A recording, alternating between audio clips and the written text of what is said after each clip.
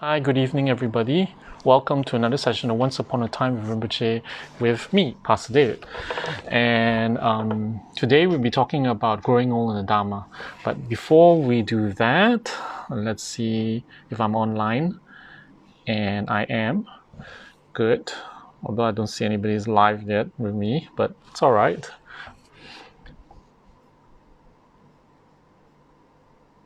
Okay, at least I am live. I just have to wait for more people to come on, but never mind.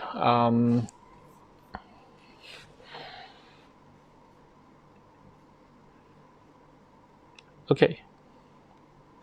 Wait, it's loading. Something happened. So, I can't see any comments though. I don't know whether you're commenting. I see some people liking it. Oh, I think it's like the last time. Facebook changes all the time. My apologies because I'm a little confused with what's going on. Because when I go into the video, I can't see your comments, and then when I go out of the video, I see that people have commented. It's really weird. But anyway, good evening to you guys. And I'm good. Thank you, Waylon, for asking. Luke, sorry, Mr. Waylon, and Kwang Ming and Sharon, good evening. Today we'll be talking about growing old in the Dharma. And this is a very interesting subject. I brought it up. I don't know why I came up with it, to be honest. It's because Rinpoche didn't exactly grew old, but he had certain ideas about what it is like, what he would like to do, and what it would be like when one is in their twilight years. So I just thought it would be a good enough subject to talk about, and also surrounding things that advice and little things that Rinpoche has spoken about, and how we should treat our the elderly. And so good evening to you guys. Hannah Huyen. Oh, I hope you understand. And Yin Ping and Kamala. And some other people. So I saw it jumped. So what happened is, for Rinpoche himself, let's talk from that standpoint first. All right. For Rinpoche himself, what Rinpoche wanted to do very much was to do retreats. It's not something for his old age. Actually, it's what he wanted to do all along anyway. And it was things kind of changed because, he had instructions and he had to come to Malaysia, he had to teach, and then, so he couldn't do what he wanted to do, which was to enter into a retreat. And not just a 3-day. You know how retreats we do is like 3 days. Well, I think what Rinpoche would have done would be like a long retreat, which is usually 3 years, 3 months, 3 days. That's a long retreat, a long close retreat. So that's what Rinpoche would have done if he was planning for his old age. What he wanted to do was retreat and live in a quiet place, perhaps in the mountains by a lake. Rinpoche always talk about the mountains and the lake by nature, and to have he had a collection of books on the paranormal, on principally Bigfoot actually, and some other subjects around that to read. And also, of course, Dharma books. He has a huge collection of Dharma books to read, to do his practice, and to just live quietly. So that was what Rinpoche had envisioned. And okay, I see more people. Renee, Andre, hi, good evening. So that's what Rinpoche wanted to do, and that's how Rinpoche saw himself, was planning for himself, if he were to, grow old and live quietly. And so Rinpoche, regards to traveling, some people, when they grow old, they think about traveling. Okay, some people. Yeah, there are some people. For Rinpoche, it would not be something he would engage. In fact, even when he was younger, I mean, even he hardly traveled, and when he did travel, it was for a purpose. It's rarely without a purpose, and usually the place where Rinpoche would like to travel to is holy places, places like in Nepal. His favorite places are Nepal, a little bit India, and he traveled to Tibet before, the Tibetan regions, long time ago. It's on you can see pictures on Rinpoche's blog, and his recollection there. And other than that, he never went back another time, and he did return to the United States for a period of time as well. And when he did go back to the US, it was bittersweet lah for Rinpoche, I think, because it was there's some familiarity, but a lot of things have changed. Just like any of us, when we go to a place where we have not been in a long time, and you see there's kind of what Rinpoche would say. It's like a bittersweet, like poignant, in a sense that things have changed, but you still have memories of that place, of his childhood in New Jersey. I did not go with Rinpoche to New Jersey, but I spent a little bit of time with Pastor Naral and some other people, some other students with Rinpoche in Los Angeles. But in New Jersey, I didn't follow. But I did go. I did make it on another trip, just a short trip to see the places of his childhood.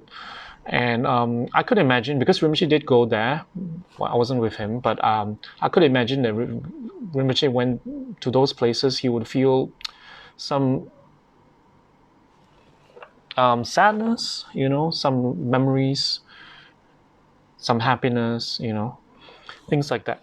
So, I mean, a lot of people, especially when they grow old, I think they tend to want to revisit certain memories, certain places.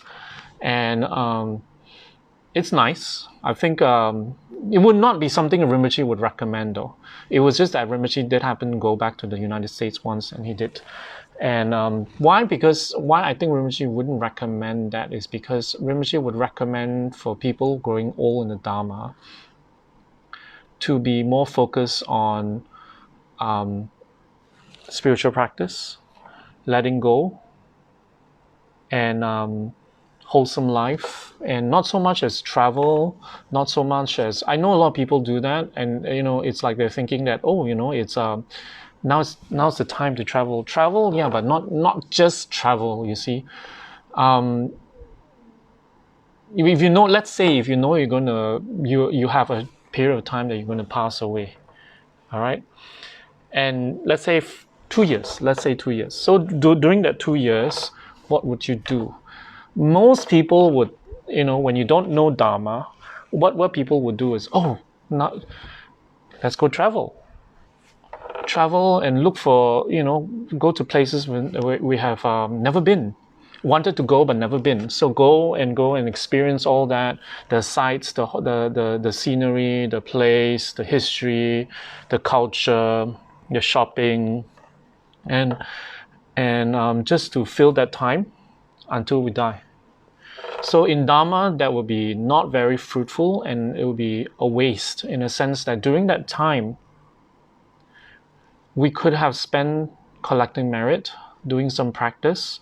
We could travel. I mean, let's put it this way. We all have attachments, and we can't let it go immediately. I think it's fine. If we want to travel, it's fine. Rinpoche would have, if a student wanted to travel, Rinpoche would not say, don't.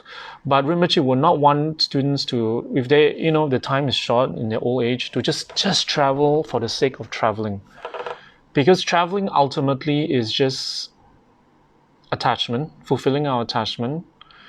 If we keep traveling and say, it's to learn new culture, new things, to see new things, there's only so much you can see, and there's only so much you can learn from a holiday.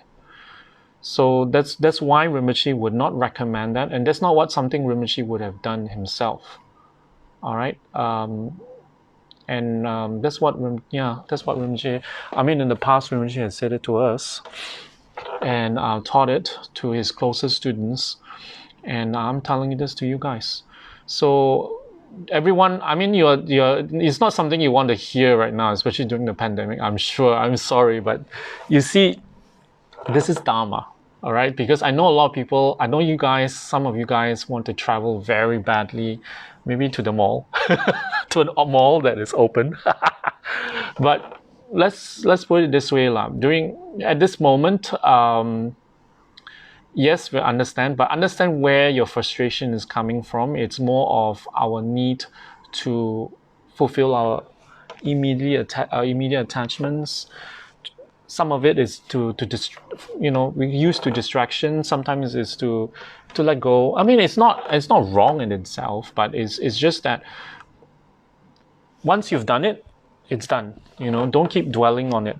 Some people, what happened is, because I guess they have the financial capability to do so they go on non-stop holidays, one after another.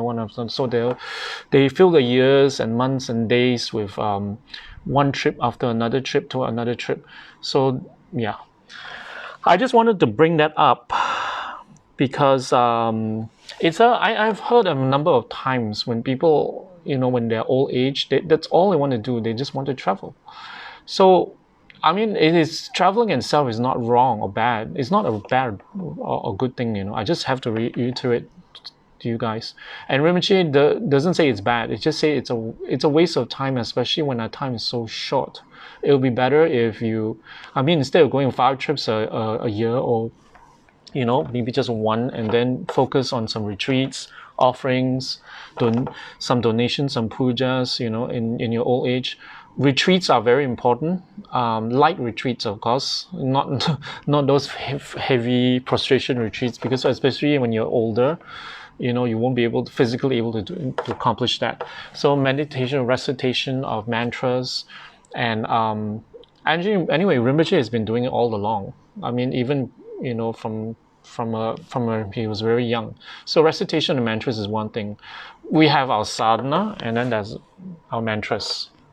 Okay, for Rinpoche, it's like this. His sadhana is one part of his practice. So that's something he does, with focus. And then there's another part where he does just mantras, additional mantras. And it can go on for about quite a long time, hours. And he likes to do it watching TV, watching YouTube. So it's something that I think Rinpoche would have done a lot in his old age. And he said this, I mean, we're going to focus on the movie and thing anyway. So most of the time we're partially focusing.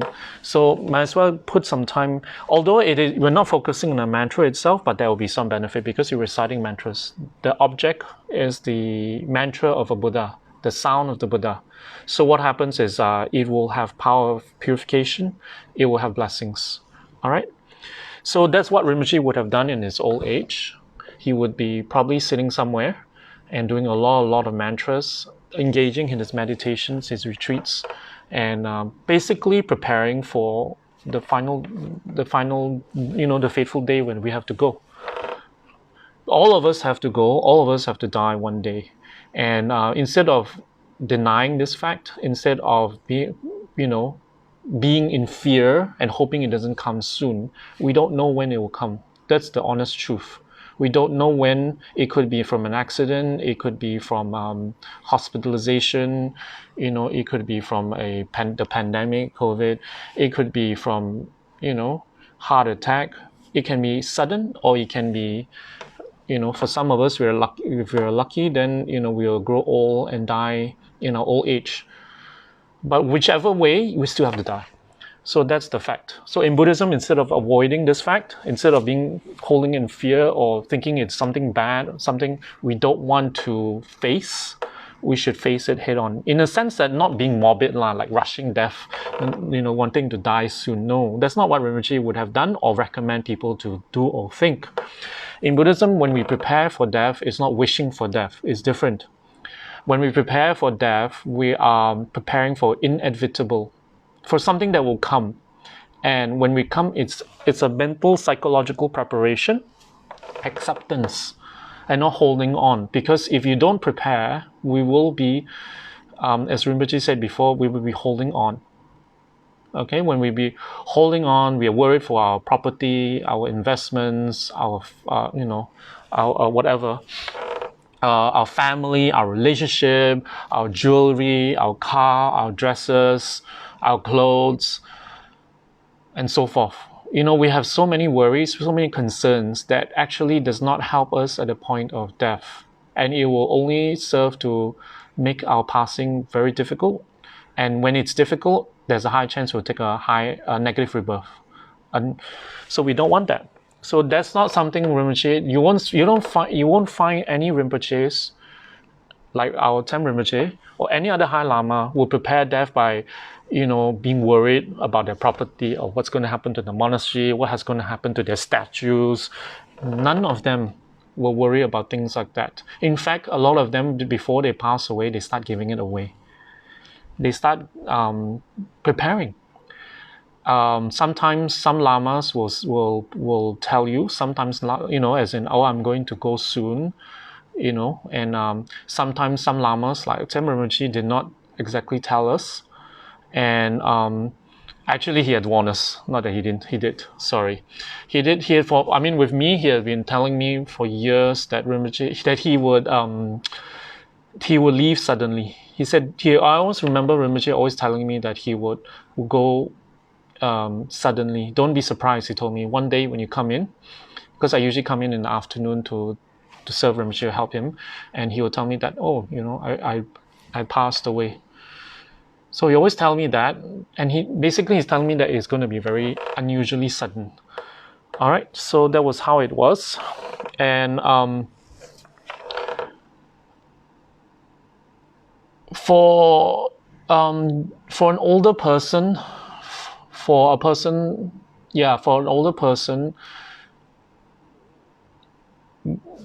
it's important to I think what Rinpoche would advise people in general would be to lessen the concern for things of this life. This is in memory, in recollection of the times that he's given advice to people, in a sense that for what's all of us don't want to die, so we don't want to face certain preparations like a will, and I'm pretty sure, definitely Rinpoche has a will with whatever he's already prepared. In a sense of whatever little he has, his statues, his the organization that belongs, to him, and so I would imagine that Rinpoche would advise that to students as well, in a sense that why is it important? It is important because we are very attached. For Rinpoche, it was important so that his organization carries on. There's a difference, okay? So I'm not comparing it as like we are Rinpoche, and I don't think Rinpoche is attached to the organization either, but what I'm saying is that we are attached to our property, our things, our items, and so it's important to have the right things done, and then we let go and don't worry. Because if you're not prepared, then when we go, it's like, that's immediately our concern about what's going to happen to my house, my property, my car, my jewelry, my money, my investments. So that's not going to be helpful. All right, so yeah, and for people, that's what Rinpoche would have done and advise people to just get it over with. If you have some of this, if you don't have, it's not so important. But if you have, I think most people, older people, would have some sort of possession, acquisitions. Yeah. So how is it related to Dharma? It's related to Dharma so that when we pass, we don't pass with concerns, frustration, and worry, because that's not going to help our passing. Because old age is definitely meant to be a preparation for the final day, Okay, before I go on and on, just ask me any questions about Rinpoche or about what we are talking about. It's a bit more of what Rinpoche, because Rinpoche, I'm saying this, I'm telling you all this is because I'm thinking of the subject matter in a sense of what Rinpoche would advise people and from his own perspective. And yeah, and from himself and how he views it.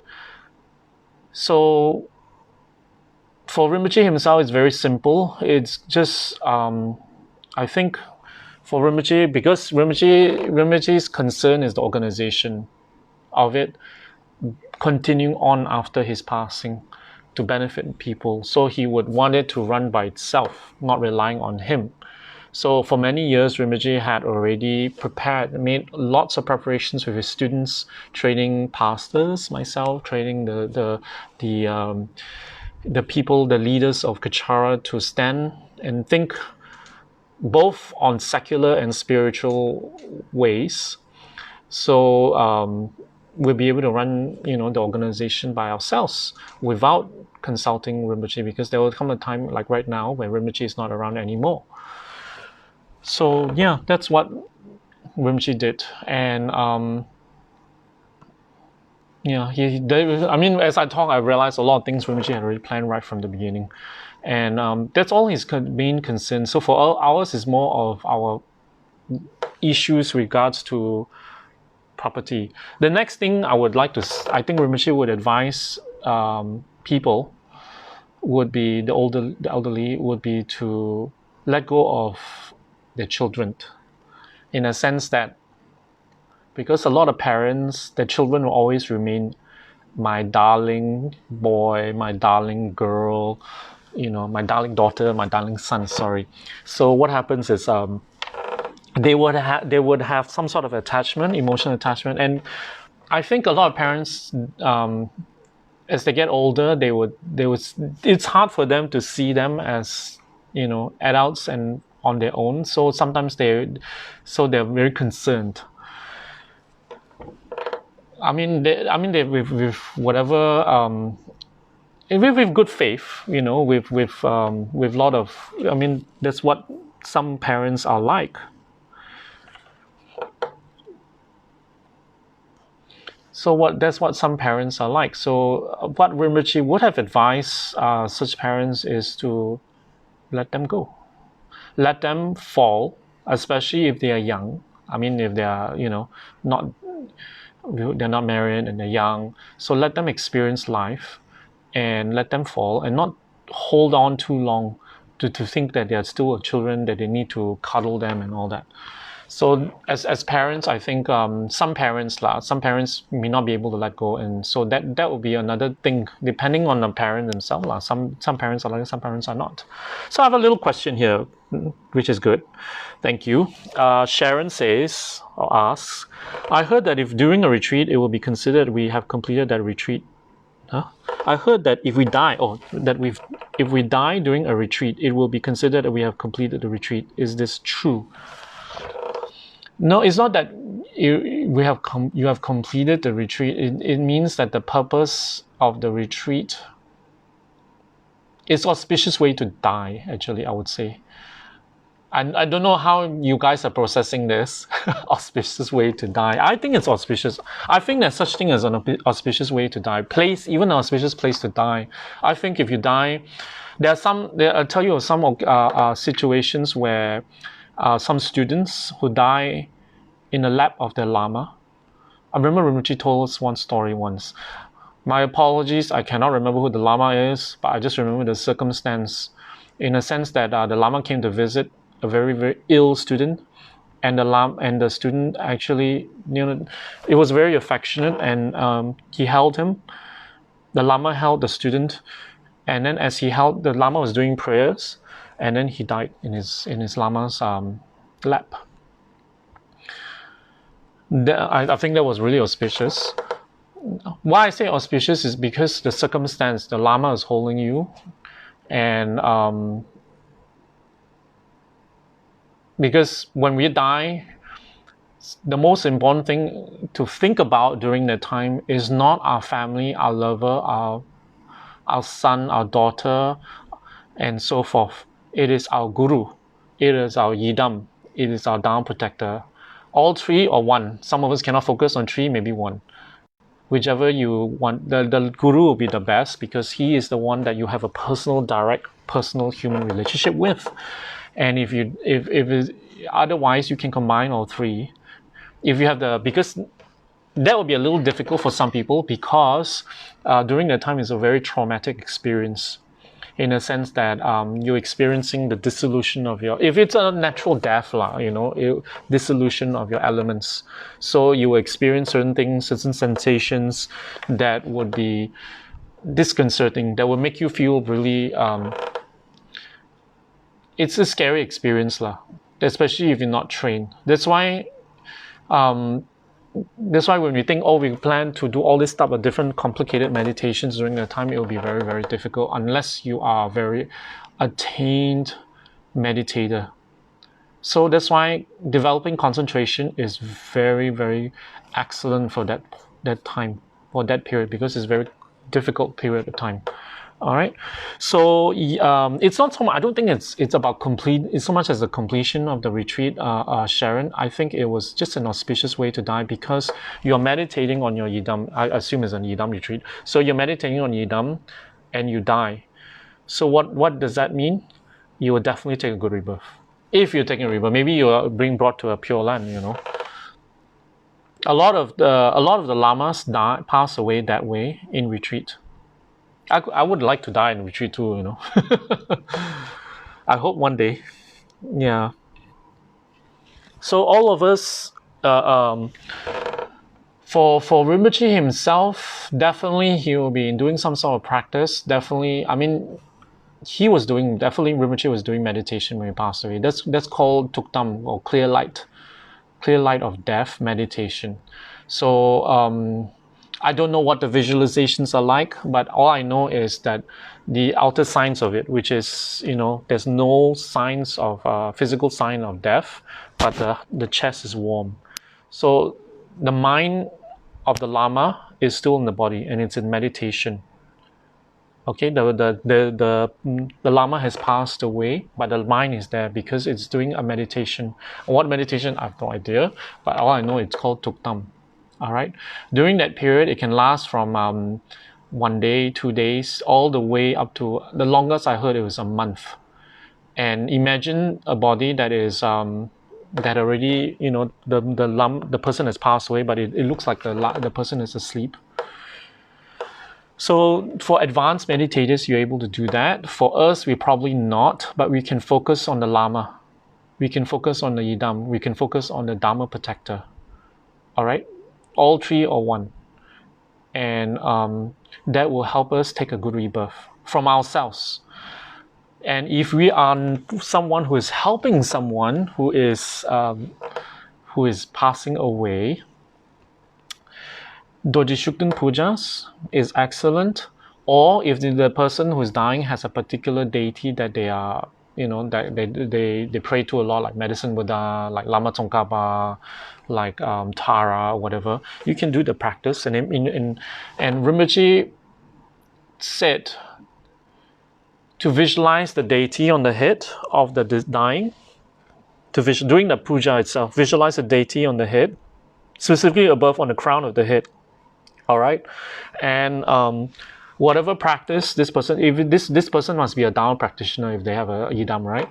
So whatever Dharma practice, whatever merits this person has accumulated in the entire life is visualized in the form of the 8 auspicious signs and 7 royal emblems falling down around the deity,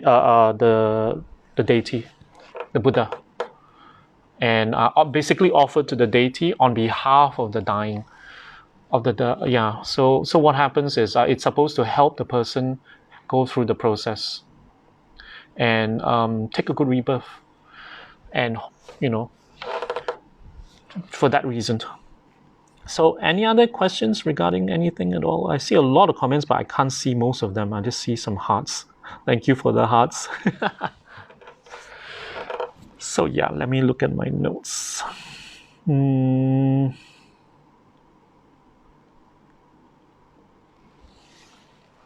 For Rinpoche himself, one of the things that he really wanted to do was, aside from all that preparation for his passing, his going, he was also thinking of, unfortunately, he was thinking of reconnecting with his mother. And for many years, if you have read Rinpoche's biography, you will know this in more detail of Rinpoche's relationship with his biological mother.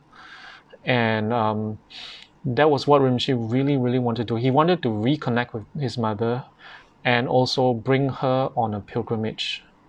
This one I heard personally, and that's one of the things Rinpoche wanted to do, and to just basically serve her and take care of her and make sure she's all right. And he really, really wanted to do that. There's something he couldn't have done. He couldn't do. And he had been asking, to be honest, every time when we seek advice from Doji Shukden regarding the organization quite often for major decisions. And on every occasion, Rinpoche would always ask Doji Shukden, can he reconnect with his mother? So what happened is Doji Shukden would tell him, not right now, ask me again. Not right now, asking me again. And then one of the last few times when Rinpoche asked, finally Doji Shukden just said, not possible. So Rinpoche that time realized, not possible. What was the answer already? I can't remember the answer. It was a negative, but it was said in such a way that there was to help Rinpoche cope with it. So unfortunately, it was very, very heartbreaking. So finally, Rinpoche, that time when Rinpoche got the result, he just realized it would not be possible in this lifetime. Rinpoche, the Doji didn't say, "Oh no, cannot." He didn't. He said it in such a way to, like, I can't remember the words, but it was very skillful Doji in a way that it would not be possible, and Rinpoche would realize from that. And so when Rinpoche realized it, he kind of resigned to it and didn't ask anymore after that. Because every time Doji say will keep asking, ask me again. I think it was Doji way to help Rinpoche cope with it. Because it's something that was very deep in Rinpoche, and a longing to reconnect with his parents, both the father and the mother. Rinpoche did reconnect with the father, and but due to a lot of issues, they couldn't get very close. But there was they did reconnect, and then with the mother, it was no connection at all. And if tomorrow, I won't talk so much about this at this point, but it was something Rinpoche wanted to do, I think.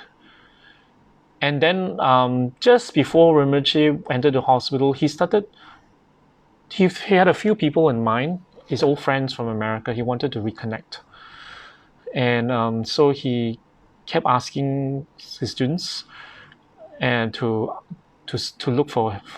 This is not something recent. Over the years, Rinpoche had, from time to time, did look for many of his old friends. And sometimes people move, and it was, the investigation was, it was a bit difficult. So there were some of the things Rinpoche wanted. Which is a lot of us would have done, when we get older. But the main thing was that Rinpoche, what happened was, the main thing that Rinpoche wanted to do was, his mother was one thing that he wanted to do, take her on a pilgrimage and basically serve her. That's what Rinpoche said. Other than that, Rinpoche didn't have any really a particular thing, a place he wanted to go, and something he wanted to do. He always tells us that, yes, you can enjoy if you're young, but once you get older, you've seen enough. There's nothing you see that's really, really spectacularly new. There's nothing, that is food that you've never, that you've tasted that is so different from something else, from what you normally eat. It's just, in the end, going somewhere, doing something becomes a distraction. And that's why I was saying in the beginning about the holidays. And so Rinpoche actually did more and more, became more and more reclusive, actually, and over the years, I remember, and hardly go out. hardly ever go out. When he did go out, it was not so much as for himself. It was more for, he always, I mean, of course, sometimes he needs to, take a breather out of, the smaller room he was in. He spends his so many days, months in. So he does go out, and then he brings along his students. Sometimes me, Pastor Naral, and some other students, to go somewhere to eat, shop, um, um, movies, mostly movies. And sometimes Rinpoche don't even join us. Sometimes Rinpoche just send us. He himself stays at home in his room, and that's what Rinpoche used to do. Yeah, thank you for that comment. Yes, that's very true. Rinpoche wanted. I mean, basically, what Rinpoche wanted to do is, I mean, definitely his mother had been kind as in to give birth to Rinpoche, but yeah. I just think it was just human relationship lah, Chung. I just think he just wanted to. You see, for Rinpoche, he had a very difficult childhood.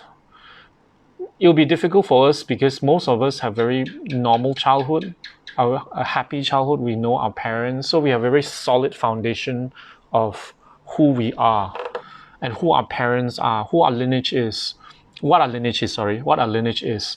And for Rinpoche, it was very different when he was very young. He didn't know who he was. He didn't know who his parents. From a little toddler in Taiwan, there was this a Chinese lady taking care of him. Then suddenly he was shipped off to America, and then he had to identify with new sets of parents. And then eventually he came to find out that they were not really his parents. And then so I mean, along the way, he probably felt like deep down inside he knew. So you must understand, for Rinpoche, from that kind of background, so longing for a parent is not unusual. It's not wow, it's not something special. It's something that, but it is something that is a little tragic, a little difficult, a little, how do I say this? A little something lacking in him emotionally. For a lot of us, if we go through that, sometimes most of us probably come out really weird, really emotionally, disturbed. Rinpoche came out of it in a sense that he turned it around, and that's what he always advises to do when we go through life, and in a sense of when we have heartaches, disappointments, difficulties, to turn it around and not make it pull you down, but to inspire you to do something that will help others. Because we are Buddhists, we will think of others, isn't it?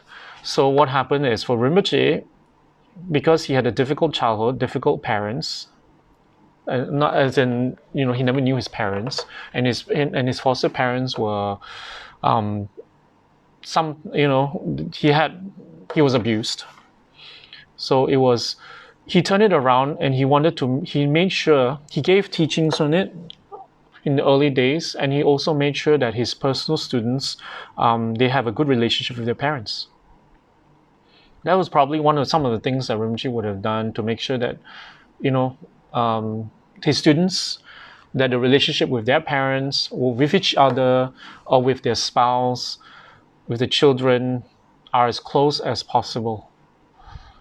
And that's something Rinpoche would do on a personal capacity to help his students, to help his friends, and whoever he can. And that's something he believed in, because for him, it's turning his pain into something that benefits others. That's how he sees it. So, I mean, for Rinpoche, it was,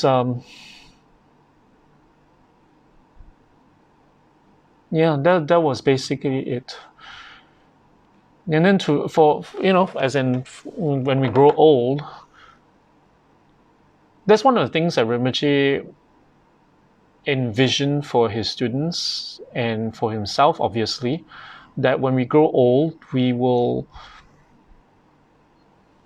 lessen our regrets. Whatever we regret is past. and it's to own up to it and let go.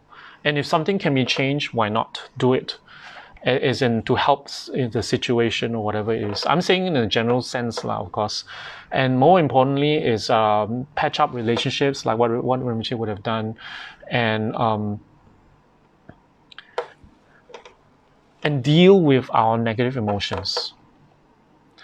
I think that's very important, and that's what Rinpoche has been trying to help all of us. I mean, the teachings, the main purpose of the teachings, many of his teachings, most of his teachings are to help us deal with our emotional issues, our regrets, our pain, our disappointment. Dharma is about that, actually. So, but more importantly is to actually not just hear it, and is to do something about it and change and really, really let go. Part of letting go, what helps in letting go is practice, real formal practice, meditation retreats and all that. Another part of it is to listen to the teachings over and over again. I mean, that's why that's why it's on YouTube all the time. And yeah, sometimes we're thinking, oh, I've heard it a million times already, but you never know, because sometimes it will help us have a new perspective, especially when you haven't heard the teaching in a long time. And when you hear it again, sometimes a different perspective, a different angle of the teaching will arise in you in its meaning.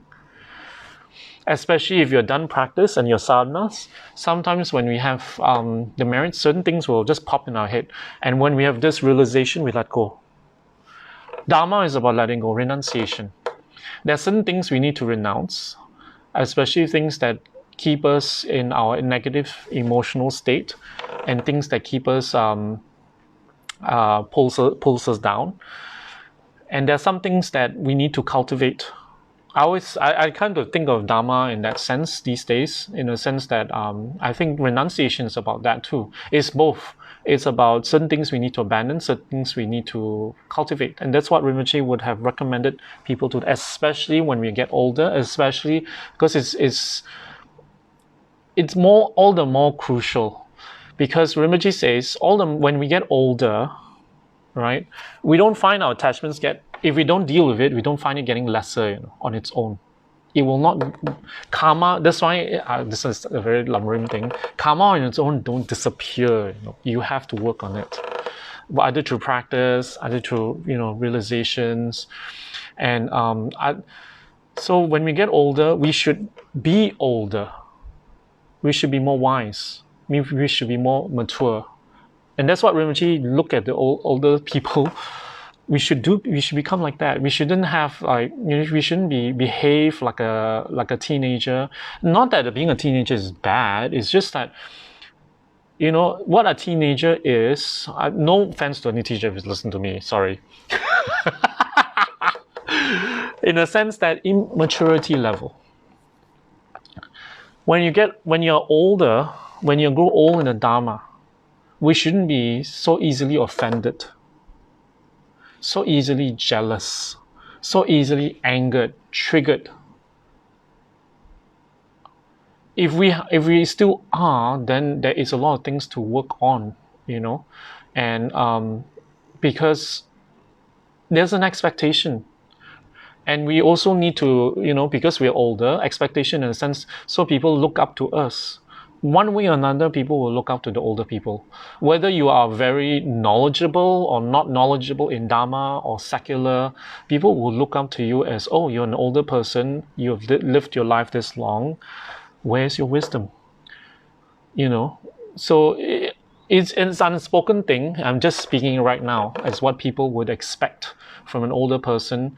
And to be not so into material things anymore, to be more wise, to give advice. It'll be, instead of people having to, if you're older, people having to give you advice about emotional issues, about things like that. Instead, you should be giving advice to the younger. The older should be the source of something that will be a source of advice. If it's not advice, a source of stability. Not someone that is unreliable, that is wishy-washy, that is, these are expectations that I know it's very, very, it's very stereotypical in a sense, but everybody has that expectation. It's just unspoken. All right. So when an older person acts out in an immature way, then people would, although we will not say it, but they will say, "Oh, it's too bad," you know.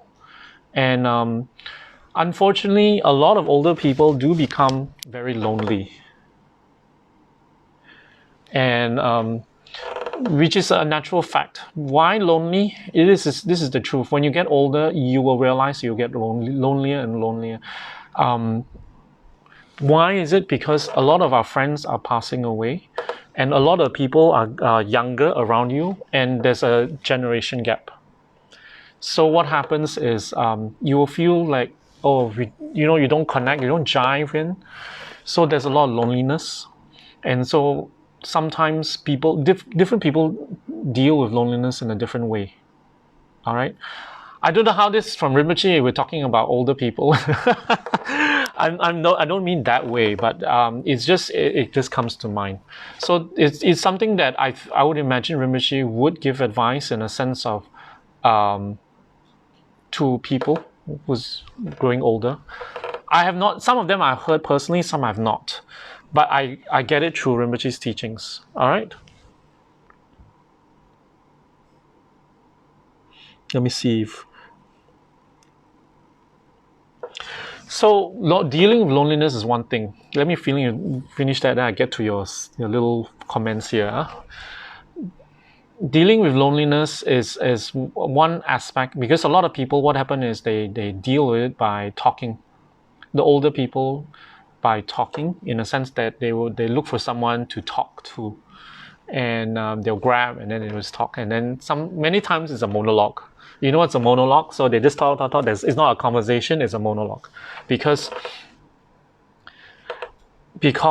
loneliness, which is really, really sad. But so what happens is when you're in the Dharma, when you're in the Dharma, but if you are from the perspective of the person looking at an older person like that, so we have all the more compassion. So what we do is we just be there to listen. If we have to listen to help someone older, we just be there to listen.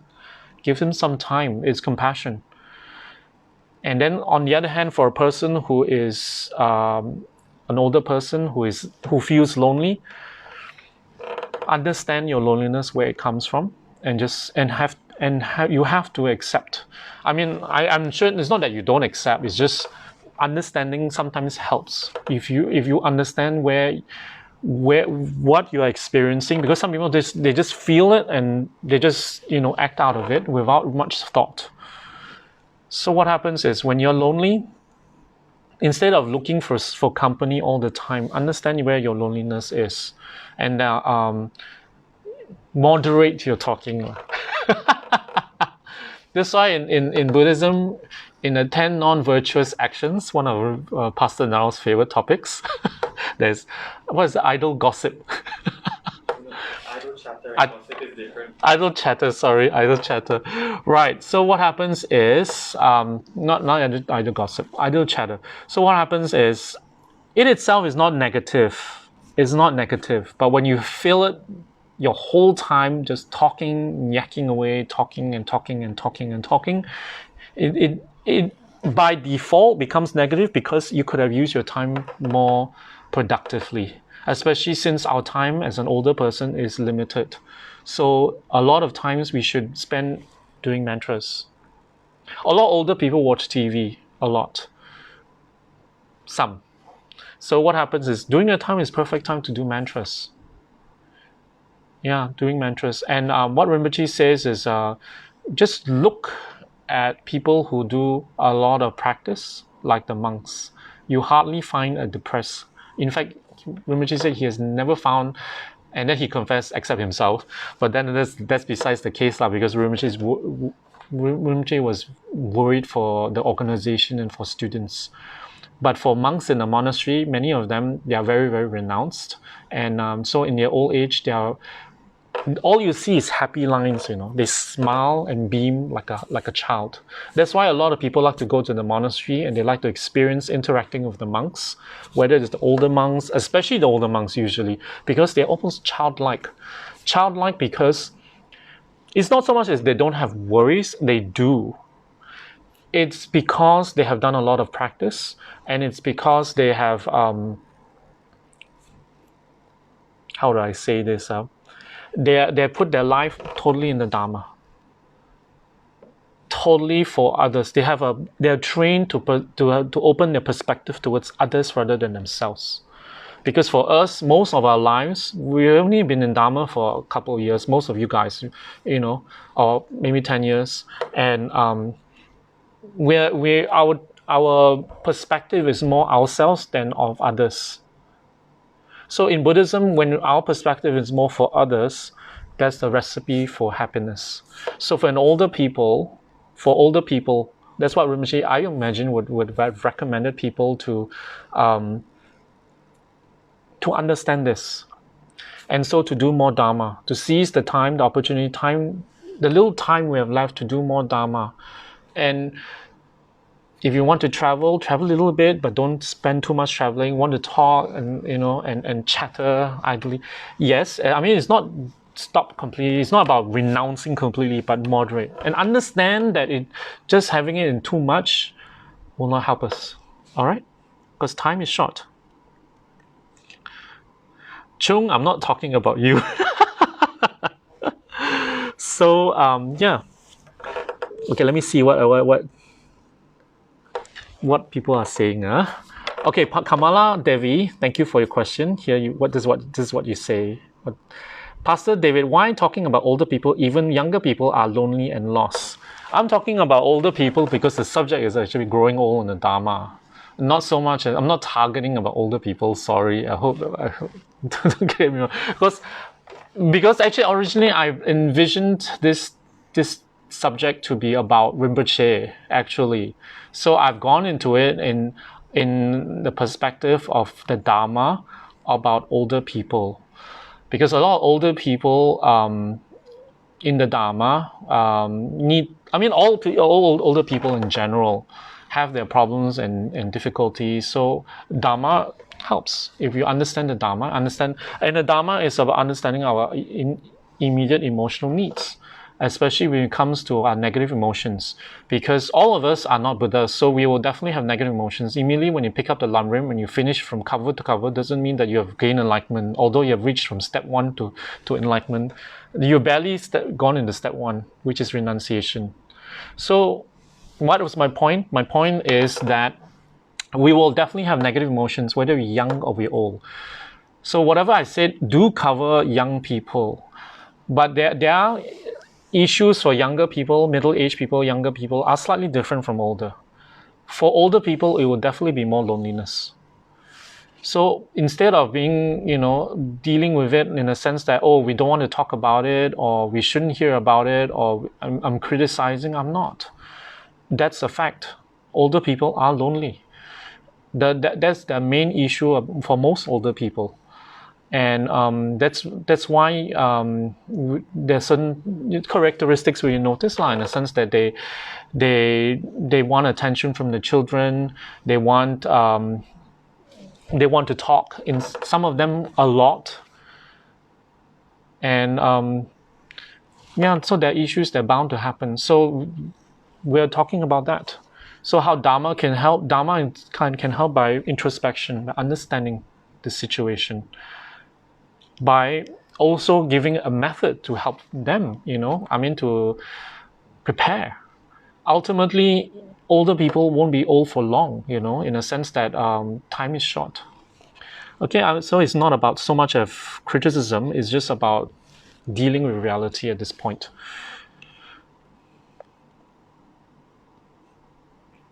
Thank you. It's about actually preparation for doing practice shouldn't be only when you're older.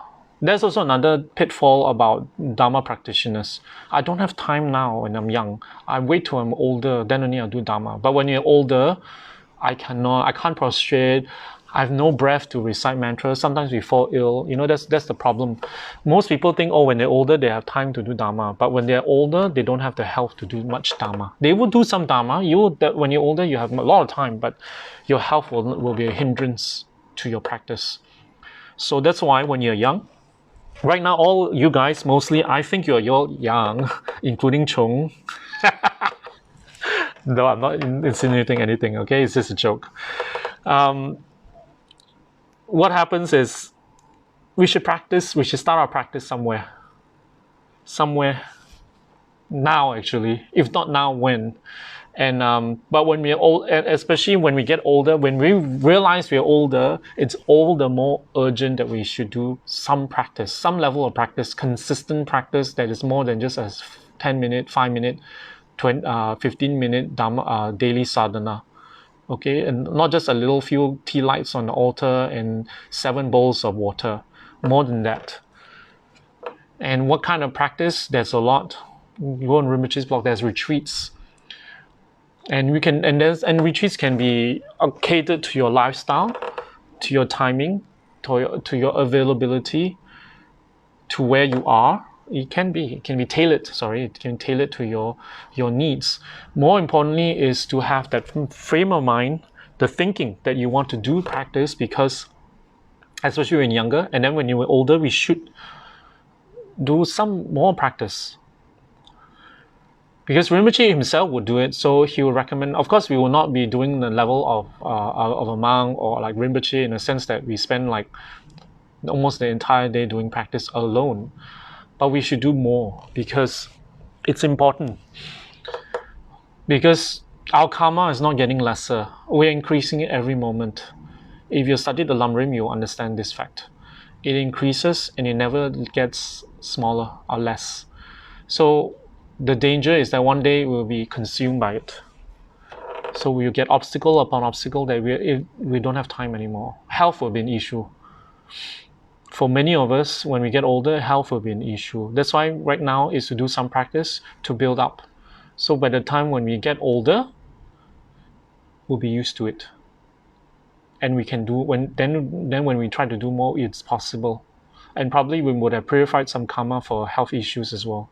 But if we don't do practice, then we'll get a lot of health issues, obstacles. Sometimes family, but mostly I think health will be an issue.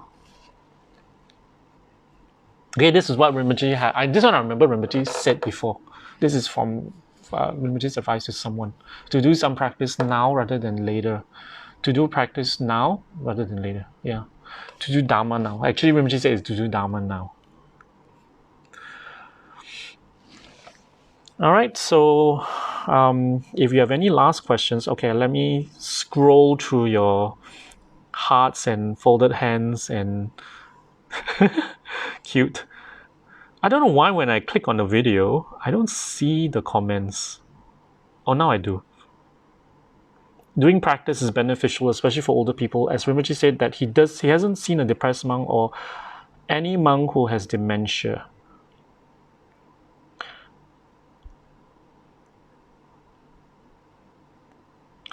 Feng Hui. Okay, sorry, I missed your question. If you guys find his new incarnation in Malaysia, it will be the first in Malaysia. No? I mean, as far as Tibetan Lamas go. You're saying that if Rinpoche will be a Malaysian. We're not sure if Rinpoche will be a Malaysian in his next life. We're not sure yet. I think it's unlikely he'll be Malaysian. Okay, but when he comes here, then I don't know if he'll be considered Malaysian, but yeah, it'll be nice. Okay, let me see. Hi, Jerry. Hi. Sorry, it's almost the end already. That's only I'm saying hello. Chung says, you're right. This dealing with is actually a kind of purification method. Thank you. That's true. It's important to deal with our negative emotions. Actually, it doesn't have to be when we're old. But when we're old, it's all the more important because you will find it harder to deal when you're older. When you're older person, to deal with your negative emotions, that especially something that is usually when we're older, whatever issues we have will be from our childhood or from our younger years. So it will be accumulated for many years. So that kind of accumulation, emotional accumulation, would make it extremely difficult to deal with when we are older. But if we don't deal with it, then it will make our old age suffer. It will be suffering for us. Knowing how much Rinpoche had suffered with both his biological and foster mothers, and yet still wanting to repay the kindness, is a good teaching about repaying the kindness of our mothers. Very nice. Very nicely said. Thank you. Feng Hui says, I remember the video of you guys in a restaurant discussing about how good karma overrides bad karma, but doesn't erase it or something like that. It was a video from years ago.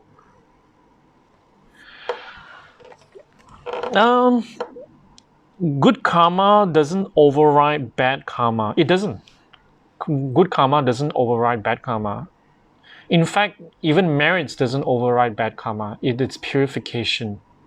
Okay, so when you're dealing with certain Buddhist practice, any Buddhist practice, there will be some level of purification, but depending on the practice and depending on the Buddha that you are praying to, that you are soliciting blessings from, some Buddhas are more towards other aspects of accumulation of merit and blessing us with wisdom, compassion, rather than purification. It'll be less on that.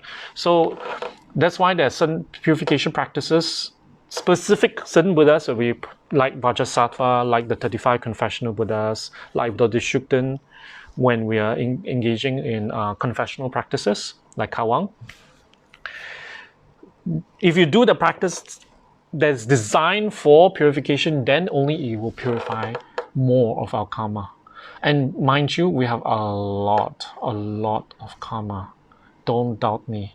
Because every single day when we have negative emotions, definitely in a day we will get irritated, we'll get angry, we'll get jealous, we'll get envious, we will be attached. Actually, attachment is one thing, when we only do things that we like, we only deal with people we like, and when people we don't like comes, all this creates negative karma. We just don't realize it on a mental level and speech level, less on a physical level, like unless you are, you slap people or you are a slaughterer of animals, or you are, the type that likes to, a street fighter. Otherwise, on a physical level, we don't do as much, or you're a thief. Then we don't do as much physical karma, but we do more mental and speech, and we have a lot. So there's a lot to purify. So purification practice is very important in our practice. All right.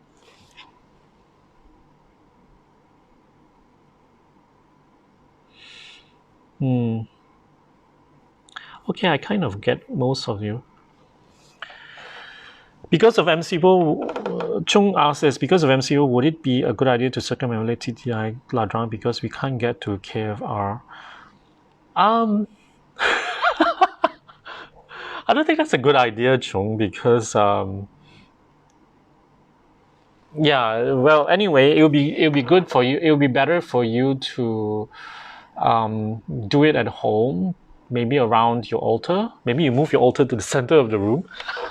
You can do that. If you want, you're more physical. Some people, I understand, you're more physical. You want to go round, then you can do that, or you can do prostrations, or you can just do your sadhana every day.